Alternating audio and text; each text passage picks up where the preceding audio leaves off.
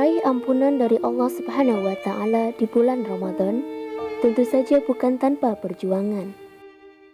Allah hanya memberikan ampunannya kepada orang-orang yang menjalankan ibadah puasa karena dorongan iman dan kesungguhan hati. Rasulullah Shallallahu Alaihi Wasallam bersabda, siapa saja yang berpuasa pada bulan Ramadan dengan landasan iman dan berniat ikhlas, maka akan diampuni dosa-dosanya yang telah lalu.